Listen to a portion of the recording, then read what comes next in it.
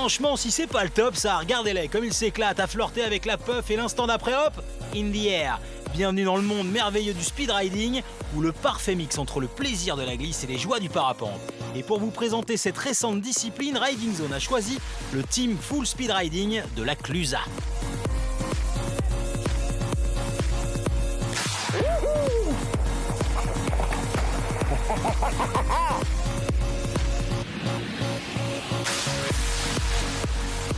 Ok, donc avant d'aller rider, on va checker un petit coup la météo du jour. Donc il s'annonce une excellente journée. Il annonce un vent assez faible de secteur sud. Il y a neigé ces derniers jours, il y a de la neige fraîche, il fait beau, il y a un vent qui s'annonce faible. Donc là, la journée s'annonce vraiment idéale pour faire du speed. Ouais. J'ai vraiment la chance d'habiter en face du spot, donc voilà, le matin j'ouvre les volets, je sors, je grand les yeux et je vois la montagne en face avec notamment le spot où on va faire du speed. Donc ça c'est Balme, le secteur de Balme en face, avec le télésiège du col de Balme à 2500 mètres d'altitude là-haut. Voilà, c'est là où on va aller rider.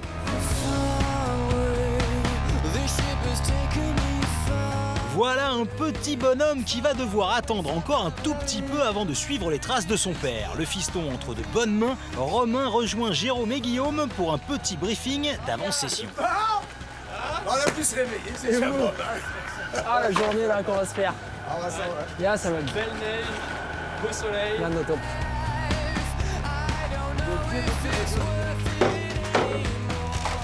Ce qu'on va faire, c'est qu'on va monter dans la T-cabine puis on va quand même checker les pisteurs. Ouais. En haut, voir ce qu'ils en pensent. Surtout Ça qu'en va être début bon, de ça va saison, être on n'a pas eu quand même des Ouais. grosses conditions de neige. Du moins, météo pour le speed, on a eu souvent beaucoup de vent. Hein. Ah, jusqu'à présent, les bonnes journées, on les compte sur les sur le doigt d'une main. Hein, ça Ouais. peut être extraordinaire. Ouais. On a enfin toutes les conditions réunies pour faire une belle journée de speed. Ça fait plaisir. Donc on va être peut-être un tout petit peu énervé sur le truc. Peut-être un peu énervé sur le truc. Soleil éclatant, pas un pet de vent, les conditions idéales pour le speed riding, sans oublier bien sûr la qualité irréprochable du manteau neigeux.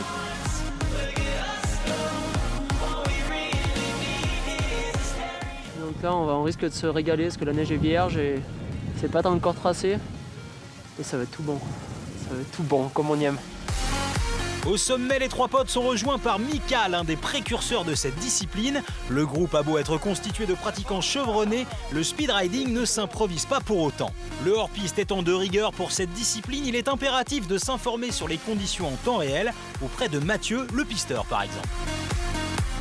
Aujourd'hui, là, tu sais, on a eu la neige fraîche cette nuit, là, c'est retombé à peu près 20 cm entre hier matin et cette nuit. D'accord.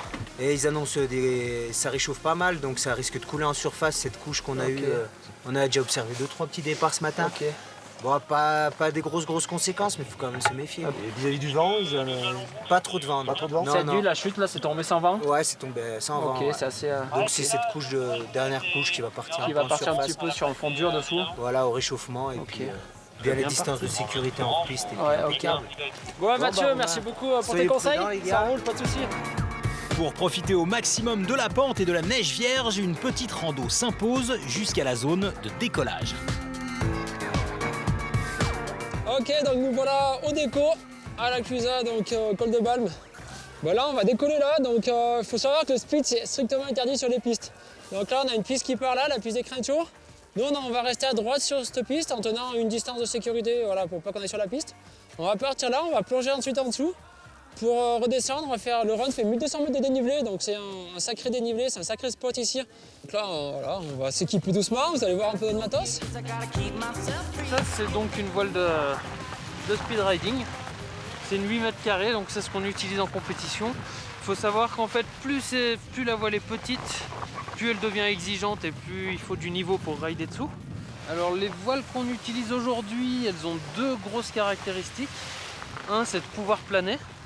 Donc quand on saute une barre ou pour aller chercher un pan de neige un peu pendu entre deux barres rocheuses, ou tout simplement aller chercher une pente qui se trouve assez loin où on ne peut pas y accéder à ski.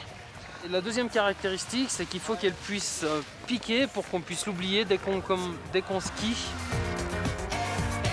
On a des skis larges, des skis de freeride qui font plus de 120 mm au patin, ce qui nous permet de rider, de rester sur la couche de neige et de flotter sur la neige. I fell down into this dark and lonely hole. There was no one there to care about me anymore, and I needed a way to climb and grab a hold.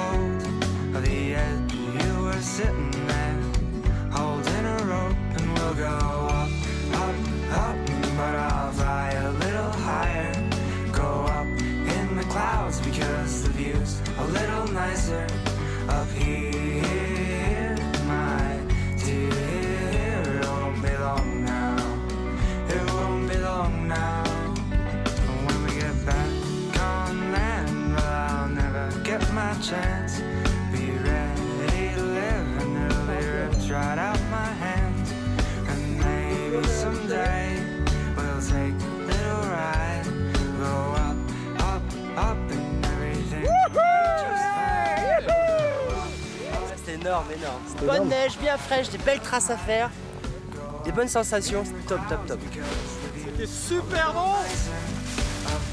Un poil plus long à ranger qu'une paire de bâtons, les ailes sont au final un peu plus encombrantes, sauf qu'avec des bâtons, on peut pas voler. C'est un peu le mélange de deux magies. Il y a la magie du toucher de neige du skieur qui va se faire plaisir à faire des belles lignes dans un milieu magnifique. Et une deuxième magie qui fait rêver tout le monde, c'est voler. De voler, c'est fabuleux. Et là, on arrive à avoir une symbiose des deux magies. On a vraiment une sensation en speed riding de troisième dimension qu'on n'a pas avec le ski en fait.